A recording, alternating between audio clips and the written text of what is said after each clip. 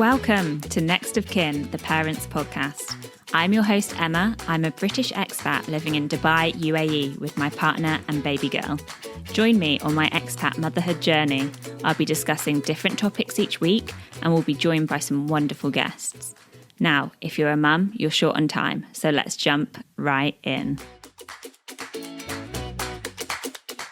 Welcome back to the podcast. I have just finished recording with Laura Barrett, who you probably already know as the Mummy Physio DXB on Instagram. She is a women's health physio with nearly 20 years of experience. I saw Laura myself back in December last year for a Mummy MOT, and ever since it is the one thing that I preach about to all of my pregnant friends, and I get them to all get themselves booked in. So I am thrilled that Laura agreed to join me on the podcast. If you have a baby shower coming up or a pregnant bestie, can I please recommend that you get them a Mummy MOT, because I'm sure they've got enough toys and onesies as gifts. I personally think it's a great gift. Right, before I get into this episode, I would like to make a very important announcement to my star listener, because my wonderful supportive in-laws listen to this podcast. They listen to every episode and they like hearing about what we're up to. But we're about to use words like vaginal and discuss internal examinations, etc. So tone, this might not be the episode for you. Anyway, let's get into it. Laura, thank you for joining me on Next of Kin Parents podcast. How are you today? How's your week been? Very good, thank you. Thank you for having me on here. Love talking about everything to do with women's health, so thank you for having me. And we've already just been saying that this should be standard, that everyone goes for a Mummy MOT after giving birth. Let's go right to the bare bones. What do you do? Could you explain women's health physio and your job? Okay, so I have been a women's health physio for coming up to 19 years now. So my whole career as a physio, I've always done women's health as part of it. And women's health physiotherapy, we're looking at supporting women throughout their life. But the main times we see people are during pregnancy, postnatally, menopausally, so problems with perimenopause and menopause. And if there's been any gynae surgery or gynae cancers, that's the other big role that we play. For the last probably 15 years, I've concentrated more antenatally, postnatally. And for the last 5 years, I've been doing the Mummy MOT specifically. So tell me what a Mummy MOT entails. Okay, so the Mummy MOT is a 1 hour appointment and it's really an assessment. Now, when I moved to Dubai, I realized Mummy MOT doesn't translate very well. So for those of you listening who are from the UK or Ireland, we understand that MOT is something you do to your car. So once a year, it's a legal requirement to have an MOT, which checks the whole car, even if there's no problems, so that you can get it serviced and repaired before it becomes a big deal. So the name Mummy MOT is checking a new mum to make sure everything is recovering well and everything is good. So it looks at the whole body. So we look at posture, function, movement, activities around the baby. So breastfeeding position, how you're picking up, how you're putting babies down, even sort of carrying around car seats, putting buggies into the boot. So looking at all of your day-to-day functions that you do as a mum. I check for a tummy separation, so the diastasis recti. I do a full pelvic floor check if somebody's happy with that. The pelvic floor check is internal. And what we're looking for there is, how is your pelvic floor recovering if you've had a vaginal delivery? Or how is it recovering from pregnancy? Because obviously the pelvic floor holds the weight of the baby. So it's a tough job for the pelvic floor. So we're looking at how you are activating the pelvic floor, your strength, your endurance, whether you can do fast and slow contractions, how you're incorporating that with your breathing. And I can also check if there's any obvious prolapse. I also check scar tissue. So if you've had a C-section, I can check your C-section scar. And if you've had a perineal tear or an episiotomy, I can check how that's healing as well. And the good thing about the Mummy MOT, like the name kind of implies, is you don't need to have a problem to come for it. So it's the only part of physiotherapy where you don't have to have an issue to come. You come to check that everything's recovering, or you can have a problem. You could have pain, you could have incontinence, and you come for those reasons. The aim being by the end of the session, I've given you any pelvic floor rehab that you may need, whether that be strengthening or releasing. I've given you some basic exercises to get going with, to get you back into exercise. And if you have a tummy separation, they're going to be more specific. And then general advice about returning to intimacy with your husband, about postures and activities. And if you've had a scar, any kind of scar management that you can do at home as well. Interesting. So I thought that it would only be for people who have given birth vaginally. I didn't realize that it would also be for a C-section, because it's so holistic when you're talking about even breathing and posture. And straight away you noticed in me, I think you said that I had like slight scoliosis that I hadn't even realized. So it is a real holistic approach. And our posture really changes during pregnancy. So we get, as the baby grows, our rib angle changes, and we get like a rib flare where the ribs can be quite forward in relation to our pelvis. And that doesn't just come back. So we need to retrain. We need to release the tight muscles that have got tight in pregnancy. We need to address the muscles that have got weak in pregnancy, most noticeably the gluteal, the bum muscles. As your pelvis is expanding, they tend to disappear. So you'll see pregnant women kind of waddling around. You hear mums talking about kind of the flat bum where you've just lost that muscle. And these glute muscles are vital for preventing back pain, hip pain, knee problems, foot pain. So if we just let you go back to normal life and don't address this imbalance, we're doing you a disservice. Like, we know this can help, so we really need to be offering this to everyone. But I say this all the time to people who have had a C-section. You've carried the weight of the baby. So we do, ideally, the gold standard is to check the pelvic floor of everybody who's had a pregnancy, because although you're less likely to have a prolapse following a C-section, you can still have incontinence or urge incontinence, or you find that you're going to the toilet too much and you're struggling to manage that. So just because you haven't delivered vaginally doesn't mean we don't need to check. And tummy separation, we need to check for everybody, because lots of people are not aware that they have one. They've never heard of it. They don't know how to check themselves. And I see people years down the line who have been unhappy with their tummy for years.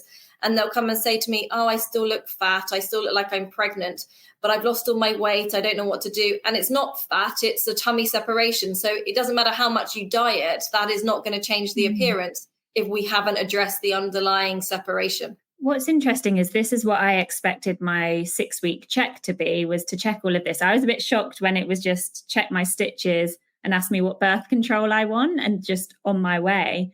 Am I right in thinking that this is the norm in France, that everyone goes through this physio? Yeah, so my understanding in France is that they are very passionate about women's health. So every single person who's delivered, I think they get a set number of sessions. So they'll get like 5 or 6 sessions to prevent problems in the future, which is really sensible for a healthcare system to do. If we think about people who go on to require surgery for prolapse or surgery for incontinence or back problems relating to the fact they've had a separation for all those years in their tummy muscles. So it's really sensible to save money for the medical system, but also we're then ensuring that we're making these mums safe for being mums, right? You have a baby, we send you home. If you've had a C-section, you've had major surgery. If you've had a vaginal delivery and you might have had lots of stitches, you might be at risk of infection, and we expect you to just go home, have no sleep, struggle with your eating, right? Because let's be honest, when you've got a new baby, you're grabbing things here and there. You're not worried about your own eating. Lots of people are dehydrated. So it's all of these things that are terrible for healing.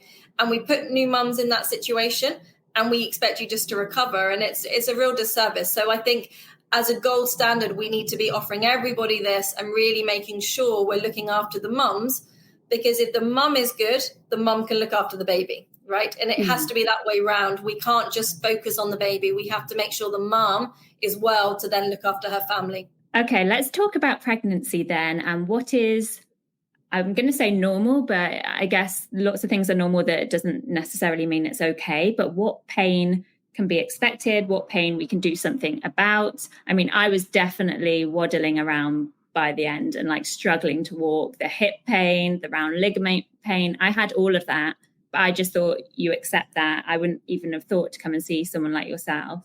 Yeah, I mean, round ligament pain is probably the issue we can do least about. As your ligaments stretch, that is just something that's going to happen in pregnancy. But everything else we can help with. So let's think about back pain, pelvic girdle pain. So pelvic girdle pain is anywhere around your back, your pelvis, into your groin.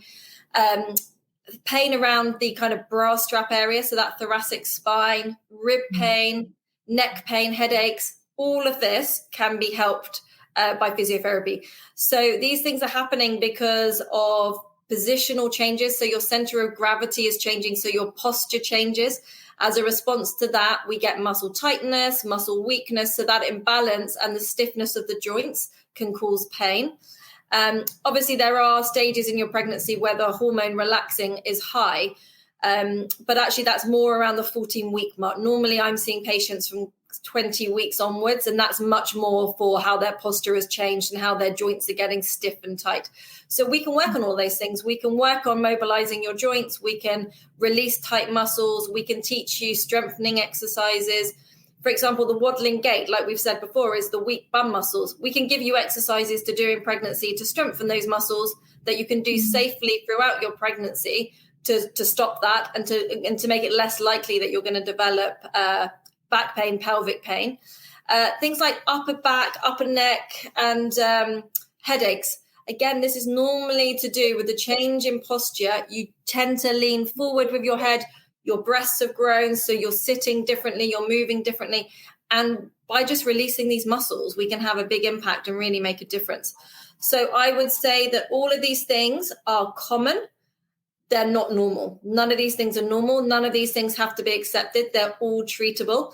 I think as women, we get told, oh, you're pregnant. Of course, you're going to get aches and pains. You're putting on weight. Your body's changing. It's normal to feel aches and pains and to find it hard to walk and to find it hard to do your exercise. But actually, this is all wrong. And this is what we've been told for years and years, and it's wrong. And people really need to speak up with their doctors and ask for a physio referral. If you were not pregnant, if you had any of these pains, you would immediately go to a doctor and immediately be referred for physiotherapy. So don't expect anything less or accept anything less during your pregnancy. You're entitled to the treatment, and the treatment will help. At the very, very least, physiotherapy will stop the problem getting worse, but we're aiming to reduce the pain, if not get rid of it completely. So it's really vital that you come and see a physio for any pain during pregnancy. And by addressing it during the pregnancy, can that help postpartum as well? Yeah, a lot of these pains tend to go immediately on delivery. So any of the pelvic girdle back pain, normally within 2 weeks of delivering, your pain has gone. 95% of the time it's completely gone. But that doesn't mean you should just put up with it during pregnancy, because you might have it for 3 or 4 months. So let's get rid of it in pregnancy so you don't have to wait for the 2 weeks after. Posture changes and problems with muscle imbalance, you'll do better postnatally if we've helped with those, because then we can also bring up with you, okay, when you have the baby and you're breastfeeding or bottle feeding, this is how you should sit. And when you're rocking the baby and your back starts to ache, this is what you can do to help. So we can give you some tips up front so that in the middle of the night, when you've had no sleep and the baby hasn't stopped crying and your back is killing you, hopefully you can think, a physio told me, let's try that stretch, and it can just help you without actually having to come and see us immediately postnatally as well.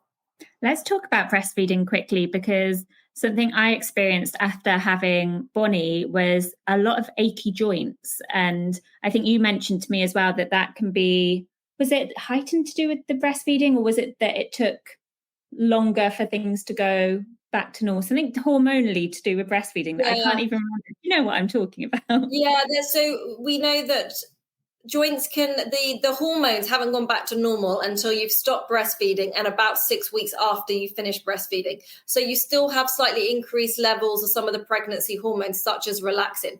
So some of those aches and pains in the early days are linked in with the fact that you're breastfeeding. But the majority of it is coming from the fact that you are feeding a lot, and everything we do with a baby is bad positions. Okay, when we're feeding, we're curled forward. When we're bathing them, when we're changing them, when we're sitting cuddling them, it's all this forward curled round position, a lot of slumping. We do a lot of carrying and rocking, and that's hard work for the back. And so what you'll tend to do is just drop into almost lazy postures because your muscles are so tired and weak that they can't hold you for long periods in a good position. And then when we drop into these bad postures, that's when you start getting that burny, achy, fatigued feeling of your back. And this is dads as well, right? Dads do a lot of the carrying and the rocking as well. So like sometimes I go to the antenatal classes at Genesis and do some talking to the expectant parents. And I say everything I'm about to say in this period relates to mums and dads, because you all need to sit well. You all need to hold the babies well. And you're not going to remember all the time. And sometimes if you're out and about and you just need to feed your baby, you're going to get yourself into an awkward position just because you need to do it. But when you're at home and you can control the environment for feeding, breastfeeding or bottle, you need to be sitting supported, get your back supported with cushions or pillows, lift the baby up to you. So use your pillows underneath the baby.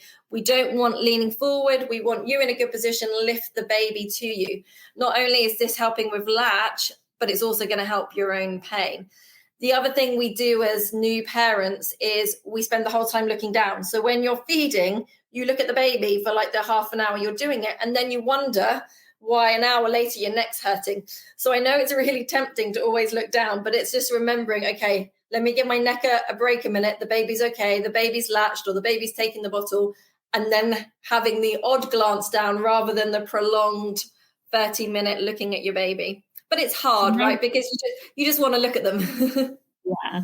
But maybe we should be spending more time breastfeeding in front of the TV then. That's what I'm getting from this. Get your cushions up, get comfy, watch the telly. And the other problem is that we do these days, and this wasn't so much of a problem when I had my kids because Instagram and Facebook were not big, but everybody tells me they're scrolling on Instagram while they're feeding. So then we've got one arm holding the baby and we've got the neck the other way then with a bad thumb, because the other thing that lots of mums get is this mum thumb, the mum wrist, where you get pain there. So it's not only from lifting the baby, but it's actually lots of scrolling when you're awake at night with the baby as well. How funny. Yeah, I definitely had that. I definitely had mum thumb. Do you know what I have now? So my little one's just turned 1 and she's quite heavy. I can't really lie on a flat surface without being in pain. And I can only hold her on one side, not the other side. So I must be so out of balance. Yeah. Do I need to come and see you? Oh, you do, because that's the other big thing. I can often tell what side people hold their babies from just looking at their backs, because you're going to get real tightness down one side. Your shoulder's going to be dropped, or other side's going to be elevated. You get like an increase in the crease around your waist on one side where those muscles are just pulling down. And bodies don't like asymmetry. This is half the problem with everything that I'm treating is asymmetry. So if you're dominant on one side or overusing one side, that side gets tight and tired and the other side is stretched and weak, and that's going to cause a problem. So yes, as much I tell mums, as much as you can. I know when we're burping babies, we all have a preferred side, right? But ideally, if you can change that side. Breastfeeding mums obviously change sides, so that's quite good. But bottle feeding mums don't. You'll have a favorite side and you'll just stick with that side. I did it myself. I bottle fed and I stuck to one side. If you can switch, great. But if not, it's really important that with the burping, you definitely do. And with the carrying and rocking, you try and swap sides or do some central carrying as well. So it's not always about one side. Yeah, I feel like I've left this too late in a way sometimes, because she is over 12 kilograms now. So I have really built up a strength on one side and I can barely hold her for a minute on the other side. So I definitely need to come and see you and figure out how I build up that strength. And it's habit, right, as well. We learn habits really quickly. So then things start to feel awkward. And that's what we need to do, is stop people before they get to the stage where it actually feels awkward to do it on the other side. So if they can do it from day one, great. Yeah, because all women have a side that they hold their handbag on, don't they? And I've basically done that times 10 with the baby. And the problem is, as soon as they're big enough that you don't have to carry them and they start walking, you're then bending over, holding their hands so they don't fall over as well. So it's another bad posture, which is why, again, it's so vital. If we can see you at 6 weeks and really check that everything's on the right track and give you advice and give you the right exercises, we're just going to be supporting you as the kids get older into that journey as well. Yeah. Okay. Actually, I just was thinking about, in terms of recovery and seeing you and getting yourself all back to normal. Is there a back to normal after having a baby? Would you advise people to wait a certain amount of time before they try to have another baby? So the doctors normally will mention this. If you've had a C-section, most doctors will ask you to wait a year before having another pregnancy, just so the uterus and all the scarring has healed completely. In terms of me as a physio, that say if you haven't had a C-section, if it's just a vaginal delivery, it depends. If you've got no issues, your pelvic floor is good, you've got no tummy separation, we can work on you for a couple of months, and there's no reason why you have to wait a year.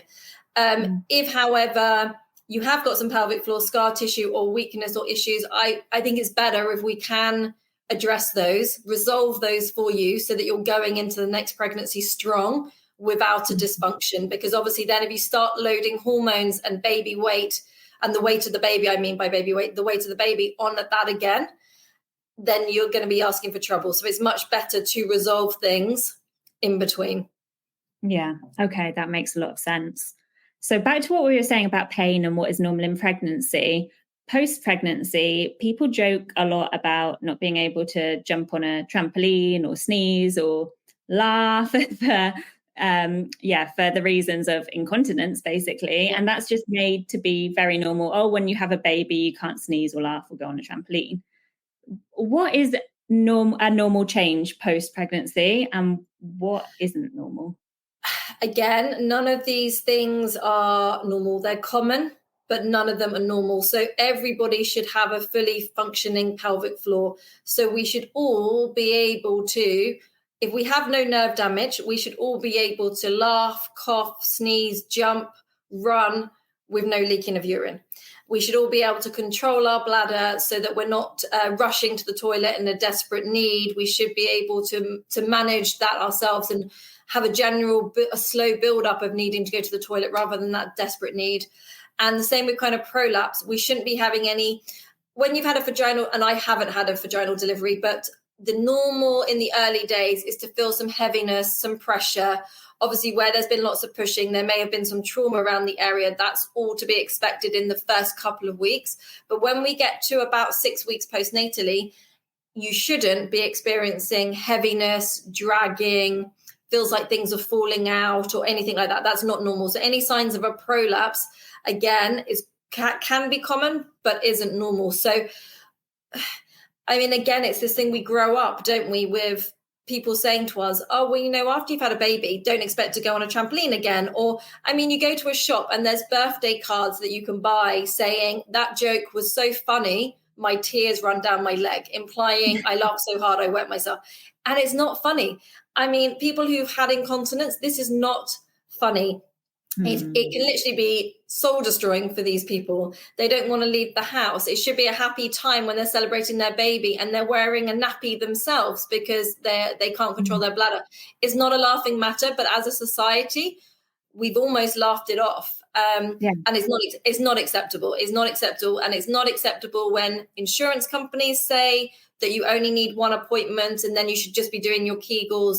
It's not acceptable if doctors are saying to you, oh, well, it's common after pregnancy. No, you need to push. You need to get a referral. You need to have a pelvic floor examination, which is why you would need to see a women's health physio, not a general physio, because you would need to have an internal assessment to really see what's going on with the pelvic floor. And the really important thing that's been changing in the last 5 years or so is when I first trained, we used to tell everybody to just do their pelvic floor exercises, do your Kegel exercises. Now we know that actually sometimes incontinence is not caused by pelvic floor weakness, it's caused by pelvic floor tightness. And if you just go and do a load of Kegel exercises, you're going to make yourself worse. So you really need to be assessed so that somebody can tell you what your specific problem is. Are you too tight? Is it where you've healed? Is it weakness? Is it that you can't turn on the muscle quickly? Is it that your diaphragm and your pelvic floor are working against each other and you just need to change your breathing pattern? So it's really individual. So just a go and do Kegels is just not a good enough answer. Everybody needs to be assessed and then treated for the specific condition that they have. But everybody should be treated. And I think as well, it's not as simple as just going and doing a Kegel, because you need to be told how to do it properly. Yeah. It's not like just go and do a squat. Like, no, you need to be taught how to do it properly. And if you've got a load of pelvic floor tightness, like I say, you're going to make it worse. So actually what you might need is pelvic floor release, and then all your symptoms go away. So, and no one can tell that unless they assess you. Even just looking at a patient moving, looking at how they're functioning, even when they tell me what their symptoms are like, I cannot tell if it's due to tightness or weakness until I'm assessing them. And sometimes I'm surprised, because in my mind, I might be thinking, oh, this sounds like pelvic floor tightness, and it's not. It's just a weak issue, or it's a coordination issue. So there is no guessing. You really do need the pelvic floor assessment. Okay, and we should probably address at this point as well, because you're saying about being assessed. I know the mums at this point probably couldn't care less about getting it all out to someone, like you've just had a baby, but there's nothing painful about being assessed, is there? No. So it's not like a smear test. We don't use a speculum or anything like that. It's literally one, sometimes two fingers, but normally one finger. Obviously, we're wearing gloves, but we use lots of lubrication as well, because this may be the first time that anybody has touched the area since the delivery. And first of all, I will have just a gentle feel around, looking for this tightness, looking for any pain, seeing how, if you've had stitches, how it's recovered, how the scar tissue is. And then we will get you to show us your contraction. We might then play around with a few different ways to do that pelvic floor contraction to make it better. We'll look at you doing that pelvic floor in time with your breathing. We'll look at you doing it fast. And then we will get you to cough often so that we can check how you are with the increased pressure. And if you've reported symptoms of heaviness, dragging, feels like things are falling out, then we may even do the assessment at the end. We might get you to stand up and to try again some of those exercises and see if there's any dropping in standing. It takes 5-10 minutes and it's not painful. If we find a tight muscle, then we might get a little bit of pain from that muscle. A bit like if you had pain in your back and I find a muscle that's tight, I press on it, it's going to hurt. And then what we can do is we can massage, release that muscle, teach you some breathing techniques. So by the end of the assessment, we'll know what your problem is. We'll know if we have to strengthen or release it. And if you do have to strengthen, we'll be happy that you're doing the correct technique with the correct breathing and the correct activation. So it's really vital. I do this for a job. So there is no need to be embarrassed. And people then say to me, the first thing often people say to me is, oh goodness, I haven't shaved, I haven't waxed again. I'm not looking at anything like that. And I couldn't tell you afterwards what it looked like down there in terms of the hairstyle that you have, because for me, it's all about the inside and how you're working. So people don't need to worry or be embarrassed about anything like that. We've been there. I've been there. I've had a baby. The last thing you want to do is start waxing to come and see your physio. So none of that is necessary. Well, my reservation was more about dragging Bonnie along with me, but I can tell the listeners that Laura managed to do all of this whilst also shaking a rattle for Bonnie and keeping Bonnie distracted the whole time. Only a mum would be able to multitask like that. And actually now I've worked out how to get cartoons, Peppa Pig, music on my TV in my room. So if you have a toddler, they can come and watch Peppa Pig at the same time as well. But yeah, people worry. And I know in Dubai, lots of people have nannies. But actually, if you don't and you want your baby to come with you, it's absolutely fine.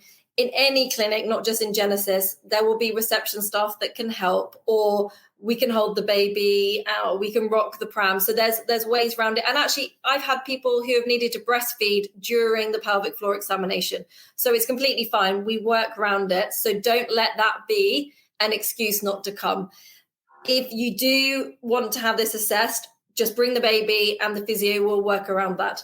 my reason for coming to see you as well was around exercise. So again, I'd just been given the green light at 6 weeks to go back to exercise. And I was thinking, I'm not sure this is a good idea because the exercise I like to do is running. So are there any general guidelines that you can give? Because I know you're going to tailor this to everyone who comes to see you, but what would be the guidelines around exercise? So there isn't a lot, to be honest. A group of very well-known women's health physios and sports medicine physios looked at all of the evidence, all of the research, and they put together some guidelines. And generally what they found is if you have no symptoms, so if you do not have a tummy separation, there's no pelvic floor dysfunction, and you have no pelvic girdle pain or back pain, then they recommend at 12 weeks, you return to a running program such as couch to 5K, that kind of thing. So really building yourself back up. But they're saying that actually it takes about 12 weeks for your body to really recover. And so before then, you can be walking, you can be swimming, you can be cycling, you can be starting your core exercises, you can be doing squats and lunges, but actually adding impact in the terms of running or kind of star jumps or HIIT training, it should really be for 12 weeks. It can be a bit longer if you've had some of those symptoms and you actually need physio for it. So sometimes I'll hold people back a little bit because I maybe think their pelvic floor is not quite ready for them to add impact yet. If you've got a tummy separation, then the exercises that physios will give will be slightly more specific. Definitely what I give, I tend to be a bit more Pilates based if there's been a tummy separation. So I will build them up through the Pilates exercises and then add in the functional exercises and then work more on adding in kind of the impact and making it more dynamic. Okay, so with the tummy separation as well, are there specific exercises that everyone should avoid for a certain amount of time when it comes to the abs? Like I was thinking the other day of doing planks and I was like, is this good for diastasis recti or is this bad? I can never remember.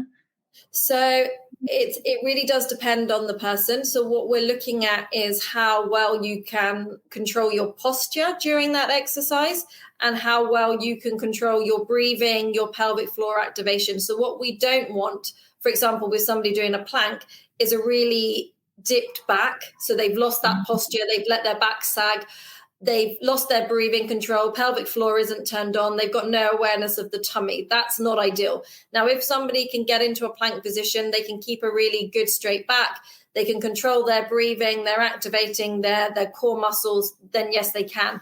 And with the tummy separation, what we're kind of looking for is the doming. So that kind of ridge or expansion down the center of your tummy looks like a dome or a cone down the middle. And it's whether it's a soft cone or a hard cone. So if you do an exercise and your tummy domes up or ridges down the middle and it's rock hard, i.e. all the pressure internally is bulging up against your skin and causing loads of tension, then the exercise is either too hard for you or you're doing the exercise incorrectly. So you haven't thought about your breathing or your position or your core activation, or it's just too hard. So you just need to back off and do something easier. But if you have a large separation and you're doing an exercise and you're getting a bit of a dome, but it's really soft, then this is better. We will allow you to do more exercises getting a soft dome. So again, it's really individual. But what I would say to people is if they're not sure, they should come and have a check just to see what's going on. But the main things to look at is good posture, good technique, good form to your exercises. Even if you're doing a squat, is your back good? Are your knees coming too far over your toes? So really watching your form. Trying to do exercises in time with your breathing and your pelvic floor is really important as well. But again, everyone is kind of individual. There's no definite no's until we've assessed somebody, and then we might advise avoid this exercise for now until we've built you up to that stage.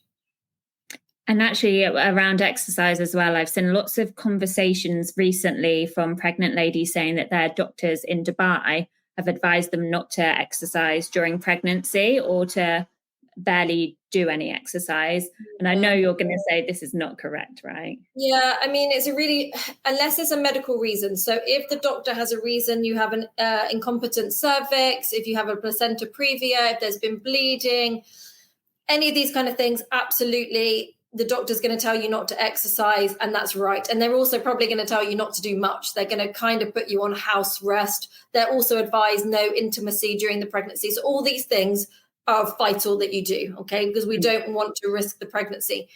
If you're having a very good pregnancy and there's no medical conditions, the doctor is not concerned about anything, then there shouldn't be a reason why you can't exercise. In fact, all of the recommendations from around the world say that pregnant women should be doing 30 minutes of exercise, moderate exercise 5 times a week. And that should be strength training, mobility work, stretches, and some cardio. So there's going to be exercises that you can find that suit you. When you get to a certain stage and your tummy is much bigger and there's the risk of losing your balance, then we maybe say stay away from the bike and things like that. But like walking and swimming are just perfect throughout the pregnancy if you haven't got any medical conditions. Pilates, yoga, even there's lots of good antenatal classes in Dubai that will do squats and lunges and lightweight training. All of this is completely fine. What I would say is don't take up a new sport when you're pregnant. So if you've never run, don't decide to start running. If you're not somebody who does weight training, don't take up weight training during pregnancy. But if you are doing those things and there's no medical reason for you to stop, you can run till the day before you give birth. You can do weight training with squats and lunges right up until the end. It's about modifying. It's about listening to your own body. But definitely if your doctor does tell you there's a reason they don't want you to run, then ask them why. Can I ask what the medical concern is, what signs and symptoms I'm looking out for? Don't just accept you shouldn't exercise in pregnancy, because that's just not true. There has to be a medical reason for it. And I think the other things in this country to look out for is the heat. So obviously if you're exercising, if you're walking outside, you've just got to bear in mind that you're going to get your temperature up a lot quicker when you're pregnant. So you might need to slow things down a little bit. You need to really be drinking a lot of water, and you need to wear the right bra. For everybody needs to wear the right bra. So we've got these changing breasts during pregnancy. Sometimes you're then still trying to squeeze into the same sports bra you were wearing before, and then you're going to end up with neck pain and back pain. So really look after the growing breasts as well during exercise. You were telling me before about your new initiative, which is about getting the pregnant ladies in around 35 weeks to come and see you for an appointment. Can you tell me a bit more about that? Yeah, so what I've been realizing recently is that I get patients coming to see me because of pain when they're pregnant. And once I've started treating them, I'll then say to them, are you planning a vaginal delivery? If so, when you get to 35 weeks, we recommend perineal massage. Would you like me to teach you? Would you like me to teach your husband how to do it? And some patients like the Epino ball as well. So again, at 37 weeks, I can teach them how to do the Epino. And then I was thinking there's a whole host of women out there who don't have pain, who are having a really good pregnancy, are keeping fit, are really enjoying their pregnancy, no issues. And they're missing out on this advice just because they haven't got symptoms. So the next initiative we're going to work on at Genesis is introducing an appointment at around 35 weeks, even if you have no symptoms, for you to come to discuss perineal massage. Let me teach you how to do it. Like I say, if your husband wants to come, and just give you a bit of advice for the rest of the pregnancy and those first couple of weeks, because those first couple of weeks after having a baby, you don't see anybody, you don't leave the house, right? So if you've got a bit of advice about the posture, about some walking that you can do, about, like, we want people drinking a lot of water as well, just this basic advice, you can hear it during the pregnancy, and then we can assess you afterwards. So this is the next thing we're going to start encouraging the doctors at Genesis, is to just mention it to patients. And it's an option if you want to come and have almost like a birth prep appointment to voice any concerns and learn a few things, then it's something that's been made aware of to you so that it gives you choices. And tell me those statistics you told me before we started recording about, because I was saying that it's the one thing that women are really scared about when the lead up to giving birth is tearing, isn't it? Like the thought of it is just horrible. but it really helps to do the Epino or to do any sort of massage, right? Yeah, so perineal massage, if you start at 35 weeks and you do it daily, and it only has to be a couple of minutes every day, and then you add in the Epino at around 37 weeks. And again, I recommend Epino to be used 3-4 times a week. There's actually around about a 40% reduction in the risk of tearing or needing an episiotomy. And that's really significant. And I have really started noticing this at the Mummy MOT. So when I'm getting patients who have had minor tears or grazes, they're often the people who have done the perineal massage religiously or they've used the Epino. And I think the other thing to note with the perineal massage is you have to be doing it correctly. I have some patients who thought they were doing it right and unfortunately had a tear or needed an episiotomy. And then when we've discussed it afterwards and I've said to them, well, explain how you were doing it, and they were not stretching enough. When you're doing the perineal massage, it's about stretching the perineum. So it's not just a nice little gentle stroke. You do actually really have to be stretching, which will feel a little uncomfortable. So I always feel sorry for those patients because they've tried their best, but because they didn't have any professional input, it hasn't quite worked. But yeah, I recommend everybody who's planning a vaginal delivery from 35 weeks, perineal massage every day. The Epino, you have to get it from the UK, so it's a lot harder. You have to order it. It's quite expensive. So definitely start the perineal massage. That doesn't cost you anything. You just use a little bit of lubrication or some oil, and you can do that easily at home. Amazing. I find your job fascinating, and obviously you get to see all these little babies as well, and like lovely pregnant women. But let's get into you and your motherhood journey, because you're much further along than me. I've just got the other side. You've got 2 boys. How old are they? So my eldest turned 10 this week, and I cannot believe he is 10 years old because it feels like the other day that I was going in to have him. And I said to my husband, oh my goodness, in less than his lifetime again, he'll be leaving home to go to university. In another 8 years, that will be him done. And it's madness. And my second son turns 8 next month. So I'm really through the other side. I get to sleep now at night. When does that happen? I need sleep. Give me hope. Somebody said to me the other day, when does it get easy? And if I'm honest, and I know this is very depressing if you have little ones, I always say to people at 5 and 7, when mine were 5 and 7, it was like a change overnight. They suddenly would go off up to their rooms for like an hour and they'd play, and they were just more independent. And me and my husband would be looking at each other going, this kind of feels back to normal. Like we can do a little bit of what we want to do now. But it did take them to get to 5 and 7 years old to have that feeling. But it comes, you do get there. I can't believe that I was saying, because we literally had her birthday on Saturday, and I was saying about how it goes so quickly and everything, but does it just not slow down then if you're saying the same about your 10-year-old? It's crazy. And actually, I was speaking to our pediatric physio, who's a Spanish physio. I was speaking to her yesterday, and I was saying this, she's got a baby, and I was saying this to her. And she said, oh, in Spain, we have a saying, the days are long, the years are quick. And I was like, that's completely true, because in the moment, it seems like forever. And when they're going through sleep regressions or when they've got a sickness bug or anything, it seems like forever. But then suddenly I'm 10 years down the line and I literally don't know how that happens. It feels like he should be about 5 years old. Yeah. What I find wild about babies as well is that Bonnie can just have an extra long nap and then she wakes up and she's bigger. And you look at her and you can literally tell she's grown, or she's like suddenly started doing something new just from a nap. Yeah. It's mad. That's how quickly time's going. Yeah, I know. It's scary, isn't it? Yeah. And you've been an expat for quite a while, but you're also a returning expat, right? So how has your expat family journey been? So we first came here in 2010, just after we got married, and I loved Dubai as soon as we got here. It was my husband's a teacher, and it was his job that brought us here, but I loved Dubai as soon as we got here. And I had my children here, and then after 7 years, we were like, oh, maybe we should go home. We want them to feel English. We want them to know an English school and be closer to friends and family. So we went back when they were 3 and 1. And that was bad news because I'd had a nanny, I'd had help. And suddenly I'm thrown into a 3-year-old and a 1-year-old.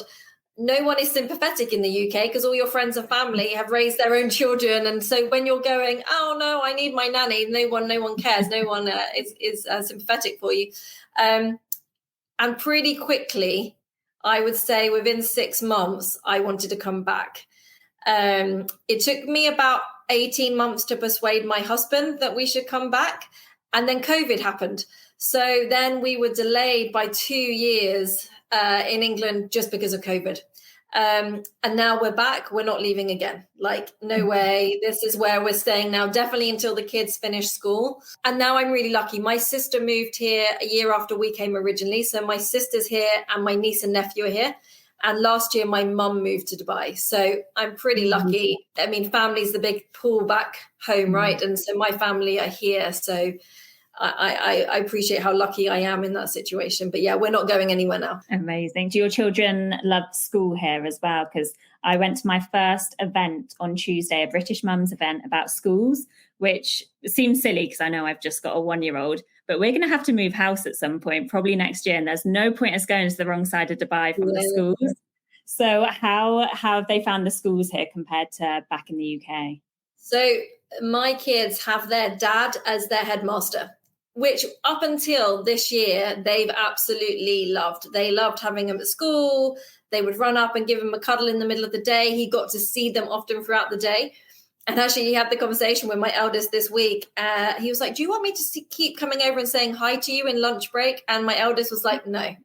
Basically, ignore me at school, pretend you don't know me. So again, it's getting to this age now where they're like, oh, it's so embarrassing. But they love Dubai. My eldest, so he was only 3 when we left, but he's always said, I'm from Dubai. I want to be a pilot for Emirates and I'm going to live in Dubai forever. So when we told him we were coming back, he cried. He was so happy. He feels this is his home. And what I love about, we kind of felt before we left that Dubai was a bubble that wasn't the real world. And so part of it was like, our kids need to experience the real world. When we went home and my husband was working in these lovely private schools in very nice areas, and I looked around and I was like, this is a bubble. Like, my kids now have only English friends. Everybody drives the same car. Everybody's doing the same jobs. Where coming back to Dubai, they're best friends with South African children from Iran, children from America. And I really like that they get this cultural mix.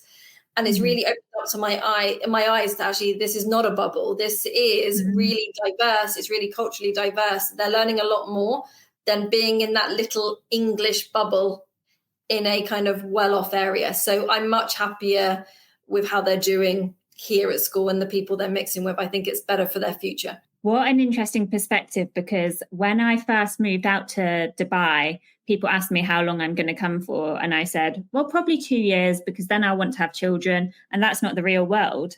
I use that exact phrase, like, it's not the real world. And I don't know why we always say this and the Dubai bubble, because well, everywhere's a bubble, but at least here you've got so much more representation of the world.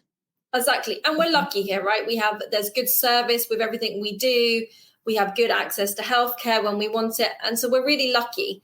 But I think just the cultural mix is what's so great for kids. I mean, my kids last year, they were invited to an Iranian New Year. They went to a Thanksgiving. Like, that wouldn't happen in England. They didn't know anybody who wasn't English. So it's just, I really like it. And their teachers are from a mixture of cultures as well. So it's good. We're happy. It's not England in terms of schooling. Like, having had children at school in England till my eldest was like 7 when we came back. It's different, but the curriculum's the same. So like when they get older, they do, in one of the years, they do the Fire of London.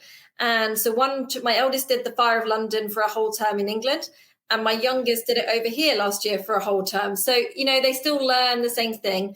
It just, the feel of the schools are different, but that isn't necessarily a bad thing. for us, it's the right place to raise our children. Nice to hear, as someone that was just starting to look at schools. I mean, I've got ages and ages, but get your name down. Everyone keeps telling me this. Someone said, oh, well, you've already missed this school because you haven't put your name down. You had to do that when she was pregnant, so you can take that off your list. The good thing is, though, there's lots of new schools opening all the time, and lots of the current schools are starting to introduce nursery levels. So it's getting better. There's more options these days than there were 10 years ago. Laura, thank you so much for talking to me. And I hope everyone can hear us okay over the building noise. I'm very sorry about that. I don't want to cut anything out of this conversation. Laura, if people want to come and find you, how can they get in touch? So I work at Genesis, so you can contact Genesis directly, or on Instagram, you can message me. My handle is the Mummy Physio DXB. And I'm active on that. So I put up lots of posts that I hope are interesting for antenatal, postnatal. And I will always reply to messages within 24 hours. So if you have any questions, just let me know on Instagram. Okay, great. I'll put all the handles below and all the links. So thank you so much. Thank you for joining the podcast. Nice to see you. So what do you think? Have we convinced you of the importance of the Mummy MOT? How do we make these things mandatory? Because if men had babies, it totally would be, wouldn't it? Anyway, I finish each podcast with a mum lemma, which is a parenting-related dilemma. And whilst I was pregnant and postpartum, and actually, as you heard in the episode, even now, my body is so out of alignment. So my mum lemma at each stage would have been about the different pains, the aches and pains that you get, and whether it's normal, or should I say really whether we have to put up with it. And Laura answered that. It sounds like the answer is no. You can get help most of the time, so please do that. I wish I knew this whilst I was pregnant. It would have saved me so much struggle and tears at some points, to be honest, as I waddled around Dubai Hills Mall. So this leads me on to my recommendation, which of course is to book in with Laura or another women's physio if you're not in Dubai. I couldn't believe the huge difference in, honestly, weeks, just a few weeks from a few simple exercises that Laura gave me. It made such a huge difference. And I would have just carried on struggling with some really horrible symptoms if I hadn't seen her. So that brings us to the end of today's episode. Feel free to carry on the conversation over on Instagram at nextofkin.ae.